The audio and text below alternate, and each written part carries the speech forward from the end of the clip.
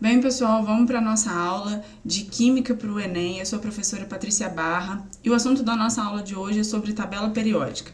Então, a gente, na verdade, vai começar a nossa aula falando sobre tabela periódica e a primeira coisa que a gente precisa falar é sobre essa evolução histórica da tabela periódica para chegar na proposta como a gente conhece hoje dos 118 elementos conhecidos e que constituem a tabela periódica.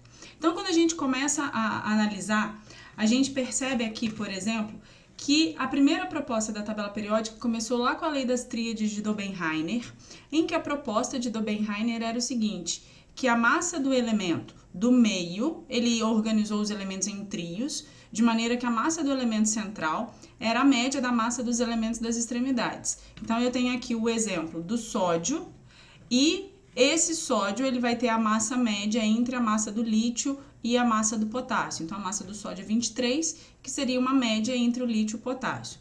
Essa proposta de Dobenheimer, ela foi útil e ela serviu para uma parte dos elementos, não para todos. Por isso que essa proposta de organização ela não foi para frente. Passando pela proposta de Dobenheimer, veio a proposta de Champ-Courtois. Champ-Courtois propunha, na verdade, organizar os elementos em uma espiral semelhante a um parafuso, até por isso que a sua proposta ficou conhecida como parafuso telúrico de Champ-Courtois, de maneira que esses elementos eram organizados em ordem crescente de massa, e ele trouxe uma ideia inicial de que os elementos que estivessem um embaixo do outro ao longo dessa espiral, eles teriam algumas propriedades semelhantes. Só que a proposta de Champ-Courtois também não foi possível a partir do cálcio. Essa proposta de organizá-los na espiral, ela já não foi tão eficiente. Então, a proposta de Champ-Courtois também não foi para frente. Passando veio a lei das oitavas de Newlands, que na verdade ele propôs organizar os elementos, assim como as notas musicais são organizadas em oitavas. Então por isso ficou conhecido como lei das oitavas de Newlands e que foi uma proposta que não foi bem aceita na época. Passando por todo esse período histórico da evolução da tabela periódica, a gente chega até Mendeleev. Mendeleev, na verdade, é conhecido como o pai da tabela periódica moderna, porque a proposta de Mendeleev trouxe pela primeira vez uma proposta de organização dos elementos, nesse caso em ordem crescente de massa, em que Mendeleev trouxe pela primeira vez a ideia de que havia alguma periodicidade, alguns elementos, algumas características desses elementos se repetiam ao longo da tabela. Então foi mais ou menos nessa ideia que Mendeleev propôs o seu modelo inicial, em que ele organizou os elementos em ordem crescente de massa, e ele percebeu que os elementos que ficavam numa mesma coluna, um embaixo do outro, eles apresentavam propriedades parecidas, propriedades semelhantes. Foi até aí que Mendeleev trocou alguns elementos de lugar, justamente para poder colocá-los de acordo com as suas propriedades. A proposta de Mendeleev foi a primeira proposta em que mostrou que alguns elementos podem ter propriedades semelhantes, propriedades parecidas, mas a proposta de Mendeleev deixou alguns buracos, alguns elementos em que ele não conseguia ordenar de acordo com a sua proposta. Até que veio Henry Moseley, e que, na verdade, ele propôs uma melhoria na ideia de Mendeleev, em que Moseley propôs organizar os elementos por ordem crescente de número atômico. E isso foi uma grande evolução pelo seguinte: quando você organiza os elementos por ordem crescente de massa, você vai esbarrar num problema que são os isóbaros, que são aqueles elementos que têm o mesmo número de massa. Como é que você vai organizar dois elementos químicos diferentes que têm o mesmo número de massa? Então, essa foi uma limitação da proposta de Mendeleev. Já na proposta de Moseley, em que ele organiza os elementos em ordem crescente de número atômico, esse problema está resolvido, porque não existem dois elementos químicos diferentes que têm o mesmo número atômico. Então, quando você propõe organizar esses elementos por ordem crescente de número atômico, você resolve esse impasse. E foi exatamente em cima dessa proposta que a gente tem a tabela periódica como a gente conhece hoje, distribuída em 18 colunas, 18 linhas verticais, que são denominadas grupos.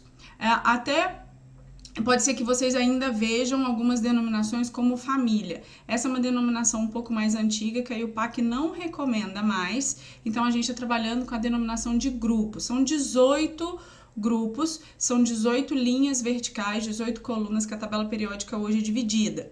Além dos grupos, a tabela periódica atual ela é dividida em 7 períodos. São 7 linhas horizontais e que a gente vai ver que esses períodos têm uma relação direta com o número de camadas que um elemento possui. Então, quando a gente olha para essa organização dos elementos na tabela, a gente tira um monte de informação a partir daí. Tabela periódica não foi feita para ser decorada, não existe decorar uma tabela periódica. Existe você saber o que fazer com ela e saber como as informações estão atribuídas daquela forma. Por que a tabela periódica está organizada daquela maneira? Então, quando a gente analisa essa tabela periódica, a gente consegue, por exemplo, organizá-la e dividir essa tabela em metais, ametais, gases nobres, que é uma classificação que a gente vai ver. Um ponto muito importante quando a gente analisa a organização da tabela é que ele começa aqui no hidrogênio com o número atômico 1 e a classificação e a ordenação vai da esquerda para a direita, aí posteriormente vai para o hélio e assim sucessivamente em ordem crescente de número atômico. Então hoje os elementos são organizados por ordem crescente de número atômico da esquerda para a direita. Outro ponto muito relevante quando a gente fala de tabela periódica é que os elementos que estão no mesmo grupo, que até então pertenciam a uma mesma família, essa era uma denominação muito comum, eles estão ordenados na mesma coluna, na mesma linha, justamente porque eles apresentam as mesmas propriedades ou propriedades semelhantes, propriedades que são parecidas, não são iguais, são parecidas. Então você consegue a partir daí prever algumas características, como a gente vai ver. Inclusive uma característica crucial, que é justamente o que ajuda a determinar a localização de cada elemento na tabela periódica, é o número de elétrons da camada de valência, que é um detalhe que a gente vai ver daqui a pouco.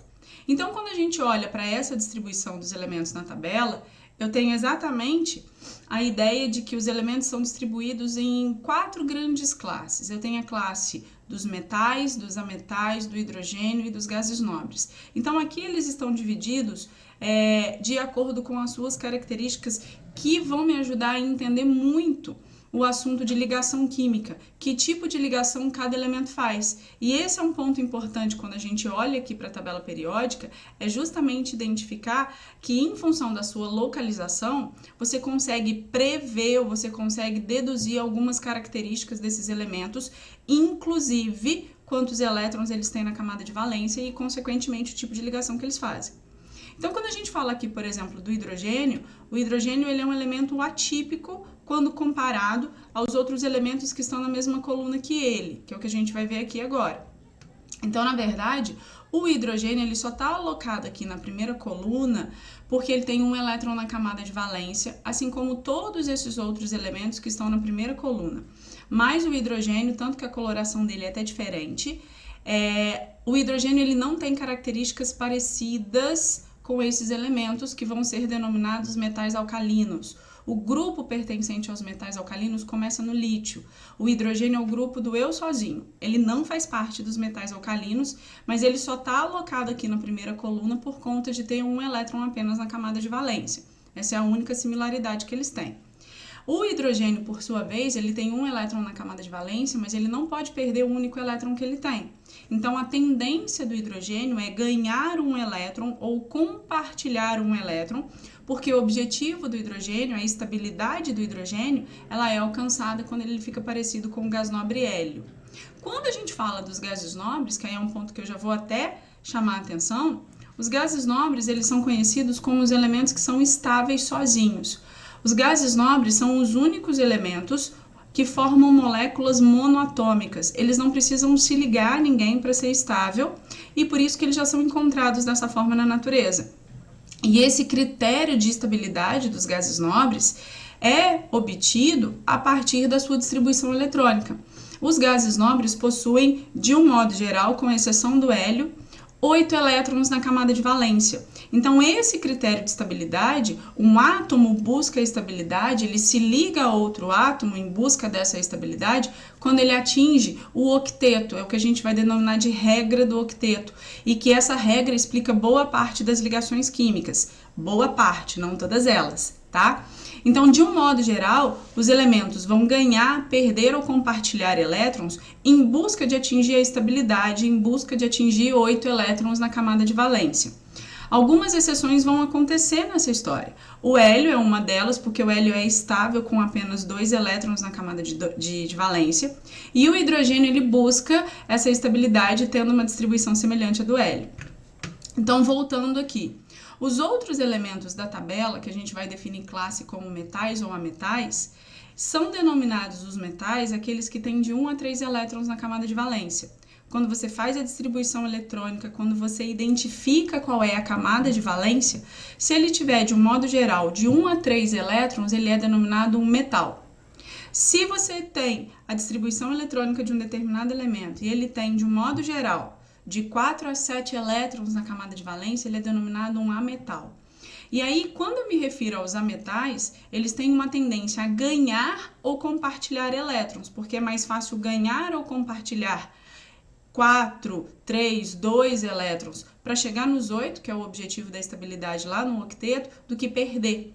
Já para os metais é um processo contrário. Como eles têm menos elétrons na camada de valência, é muito mais fácil perder esses elétrons para ter a camada anterior preenchida. Então a gente vai trabalhar um pouco com essa linha, com essa ideia. Então quando a gente olha aqui, por exemplo, para a tabela periódica atual, a gente vai encontrar os metais constituindo em torno de 3/4 da tabela periódica, que são exatamente todos esses aqui que estão destacados, bem coloridos na tabela. Quando a gente fala dos metais, a gente ainda vai subdividi-los, como nós vamos ver mais à frente, entre metais que são representativos, metais de transição externa e metais de transição interna. Quando eu me refiro a esses elementos, esses metais que são representativos, a gente vai ver que a distribuição eletrônica deles termina em S ou P. E aí, na verdade, é o que eu estou me referindo aqui a essas duas primeiras colunas, ou os metais que constituem aqui em laranja, que eu estou destacando para vocês aqui na imagem. Quando eu me refiro a essa parte toda aqui do meio da tabela, que vai do grupo 3 até o grupo 12, eu tenho os metais de transição externa, que são esses que estão aqui em azul. As características são parecidas, mas aqui algumas distorções podem acontecer, diferentemente do que acontece nos representativos, que a gente tem uma característica muito mais facilmente previsível. E essas duas linhas aqui embaixo da tabela periódica são denominadas as séries dos lantanídeos e dos actinídeos, em que esses elementos, muitos deles são artificiais.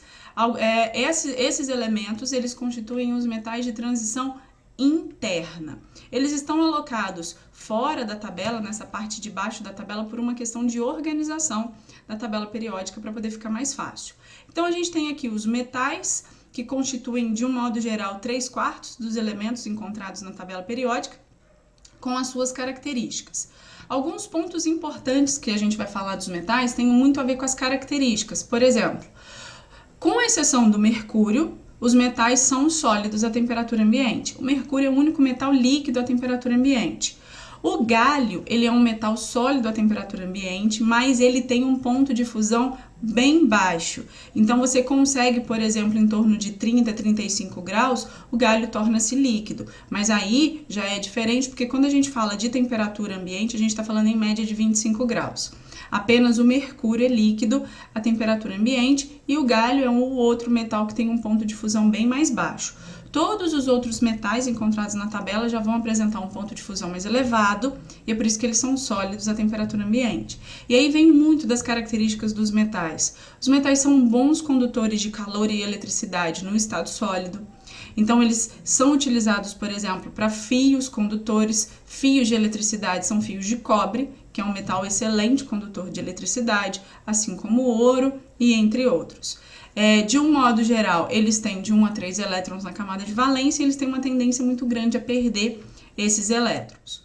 Quando a gente fala aqui, por exemplo, dos ametais, os ametais já são os elementos que constituem essa parte direita aqui da tabela, que estão destacados em verde, azul e um amarelo. Quando eu me refiro a essa parte em verde, por muito tempo eles foram denominados como semimetais, que seriam características intermediárias ali entre metais e ametais. De um modo geral, a gente pode considerar essa parte toda como ametais. E aqui, destacado em amarelo, a gente tem exatamente os halogênios, que constituem uma classe de ametais muito comuns. De um modo geral, as características dos ametais, elas são o contrário das características dos metais. Eles têm de 4 a 7 elétrons na camada de valência e eles vão apresentar uma tendência muito grande a ganhar elétrons ou ainda compartilhar elétrons. Continuando aqui, o que a gente vai ter? Agora a gente tem os gases nobres. Os gases nobres constituem exatamente a 18ª coluna da tabela periódica, que está aqui constituído do hélio, neônio, argônio, criptônio, xenônio, radônio e o organessônio, que na verdade é um elemento artificial que ganhou nome inclusive recentemente. Quando a gente fala dos elementos dos gases nobres, a gente vai praticamente aqui até o radônio. O que é muito importante a gente destacar das características dos gases nobres? Eles são estáveis sozinhos, eles já existem na natureza na forma monoatômica. E o hélio é uma exceção aos gases nobres porque ele é estável com apenas 2 elétrons na camada de valência, enquanto todos os outros gases nobres ficam estáveis com 8 elétrons na camada de valência. Então aqui a gente consegue ter um panorama bem interessante a respeito dos elementos. Dando continuidade aí, a gente vai de fato classificar esses elementos ao longo da tabela, como representativos, transição externa e ainda transição interna. A diferença da classificação e, consequentemente, nas características, ela vai estar associada basicamente à distribuição eletrônica, ao subnível mais energético. E aqui vamos fazer um parêntese e vamos lembrar de um detalhe importante aqui. Quando você faz a distribuição eletrônica, seguindo o diagrama de Linus-Pauling, aquele diagrama das setas que você conhece, aquela distribuição eletrônica ela acontece em ordem crescente de energia. O elétron e o átomo sempre vão buscar um estado de menor energia. Ele só vai passar a ocupar um estado mais energético quando não tiver outra possibilidade. Por isso que a distribuição eletrônica ela acontece de menor para maior energia.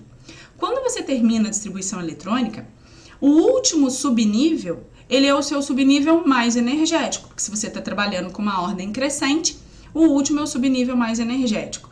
E aquele subnível mais energético, que é o último da tua distribuição, ele vai te ajudar a definir muitas características dos elementos, inclusive me ajudar a localizá-lo. Então, quando a gente fala, por exemplo, que eu me refiro a um elemento representativo, a gente vai ver que a distribuição eletrônica dele, o subnível mais energético, vai terminar em S ou P. Terminou em S ou P, eu sei que ele é um elemento representativo. Se a distribuição eletrônica terminar em D, eu sei que ele é um elemento de transição externa, que é aquele que fica no meio da tabela ali, do grupo 3 ao 12. E se terminar em F, aí eu estou falando da transição interna, que é exatamente aqueles elementos que ficam na parte de baixo da tabela, que correspondem à série dos lantanídeos e dos actinídeos. Então, eu vou começar aqui mostrando individualmente os elementos representativos, ou seja, a distribuição eletrônica termina em S ou P. E aqui, saber se ele é representativo ou transição define exatamente como é que eu vou localizá-lo. Então, eu vou pegar um exemplo do elemento selênio, de número atômico 34. Vou fazer a distribuição eletrônica exatamente conforme o diagrama de Linus-Pauling, em energia, ordem crescente, da menor para o maior. Com isso, a gente consegue, por exemplo, definir que o P4, ele é o meu subnível mais energético. Se ele é o meu subnível mais energético, terminou em P, eu tenho certeza que o meu elemento é representativo. Ah, mas como é que eu vou saber em que local da tabela periódica ele está? Eu vou ter que decorar a tabela? Não, não precisa decorar. Você vai reorganizar essa distribuição agora colocando em camadas. É pegar a distribuição primeiro em ordem crescente de energia e depois colocá-la em camada. Quando você fizer isso, colocando em camadas, você vai perceber que a camada de valência, que é a camada mais externa, que é a que eu estou destacando para vocês aqui com a seta, essa camada de valência é a camada 4, significa que este elemento, selênio, tem 4 camadas e ele tem um total de 6 elétrons na camada de valência. Essa informação ela é crucial para o entendimento da localização do elemento na tabela. Por quê? Porque eu vou definir em qual grupo o elemento está, sendo ele representativo, pela soma dos elétrons da camada de valência. Mas aqui você só precisa prestar atenção em um detalhe. Quando você tem 3 ou mais elétrons na camada de valência, sendo ele representativo, o grupo vai ser o número de elétrons da camada de valência somado 10 unidades. Então, se eu me refiro ao selênio, que tem 6 elétrons na camada de valência, ele não está no grupo 6, ele está no grupo 16, que antigamente era chamado de família 6A. Nesse caso em específico, os elementos representativos, os grupos dos elementos representativos têm nomes específicos. E nesse caso, o grupo 6A, o grupo 16 da família 6A, eu estou falando dos calcogênios. Então, o selênio pertence ao grupo dos calcogênios. Como é que eu vou determinar em qual período ele está? Porque eu já determinei o grupo. Agora eu preciso determinar o período. O período, o que não é coincidência, quando a gente olha para a tabela periódica, a gente percebe que ela tem 7 linhas horizontais. E o átomo tem no máximo 7 camadas. Isso é coincidência? Claro que não. Na verdade, o período é exatamente igual ao número de camadas que o elemento possui. Então, no caso do selênio, que tem 4 camadas, significa que ele está no 4º período do grupo 16. Então, quando a gente olha aqui, e tem uma parte interessante que eu consigo mostrar para vocês, que é exatamente a ideia de colocar, mostrar para vocês uma tabela periódica interativa que eu tenho aqui, que está aparecendo na tela para vocês. Aqui eu tenho o site que chama ptable, que é um site que mostra uma tabela periódica interativa que você consegue clicar ou colocar só em cima a setinha em cima dos elementos e você tem uma série de informações que você vai tirar a partir daqui. A gente estava falando aqui do selênio, olha só, o selênio está aqui no grupo 16 e aqui com essa tabela periódica ativa, interativa, você consegue tirar várias informações, como por exemplo a distribuição eletrônica dele. Então olha só, eu tenho a distribuição eletrônica do selênio certinha aparecendo ali em cima para você. Ele mostra os números quânticos, que é uma outra informação que a gente pode tirar, quantos elétrons ele tem em cada subnível de maneira bem certa, bem arrumadinho. Quando você faz isso, você consegue para todos os elementos e você tira uma série de informações a partir daqui. Então, olha o selênio que a gente acabou de definir. Ele está lá no grupo 16, que é conhecido como calcogênios, e ele está aqui no 4º período, que é a 4ª linha da tabela periódica. Então, recapitulando o que a gente acabou de falar a respeito dos elementos. Quando a gente fala de um elemento representativo, vamos voltar aqui. Quando eu falo de um elemento representativo, o número de elétrons da camada de valência define o grupo.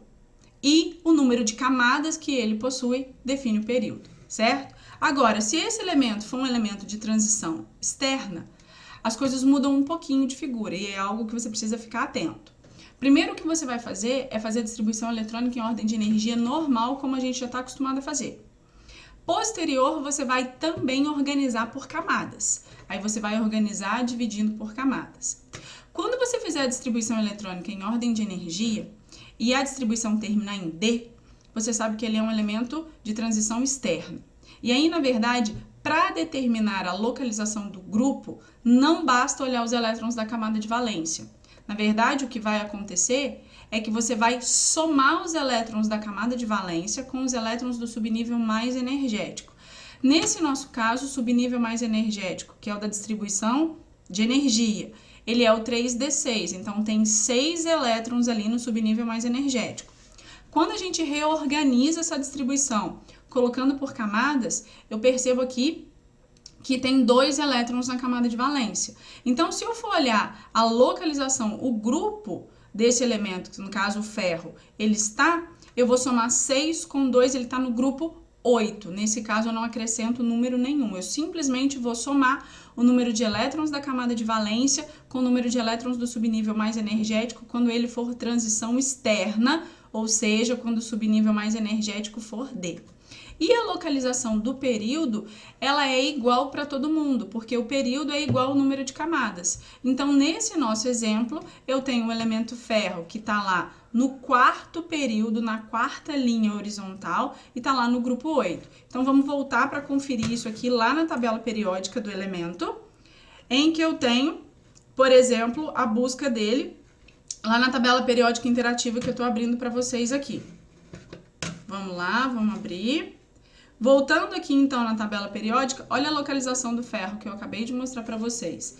Ele está aqui no grupo 8, a 8ª coluna, e na 4ª linha horizontal, que é o 4º período. Então, a gente consegue, a partir daí, definir exatamente a localização de um elemento na tabela periódica, seja essa localização em grupo ou período.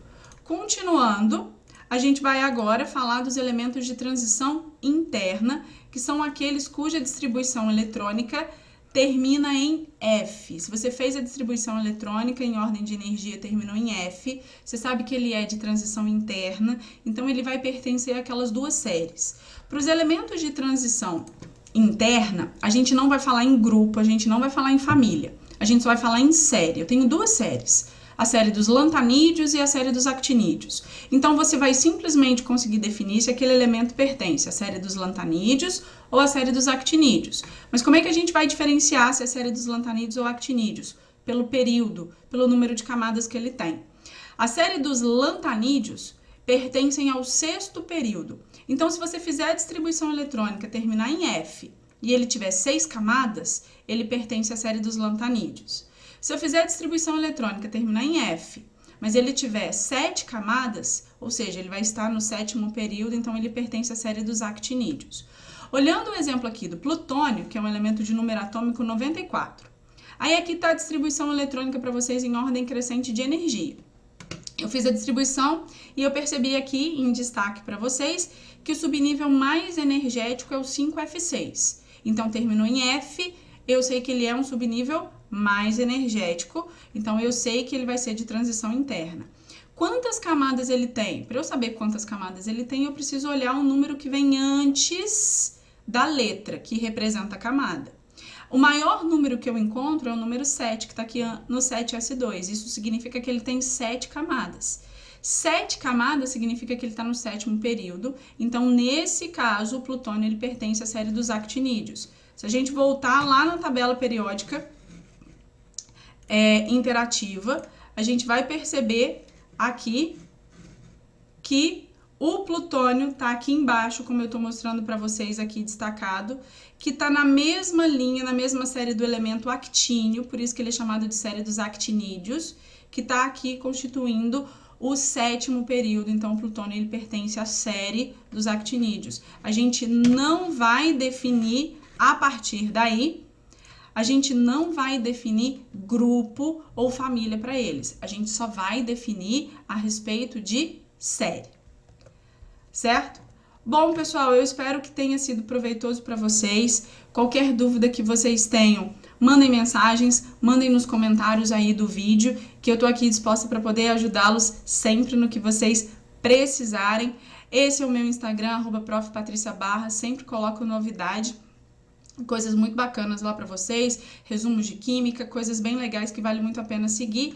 E o meu canal do YouTube, Prof. Patrícia Barra, que também vai ter muito vídeo, muita coisa legal lá para vocês, tá bom? Um grande abraço. Tchau!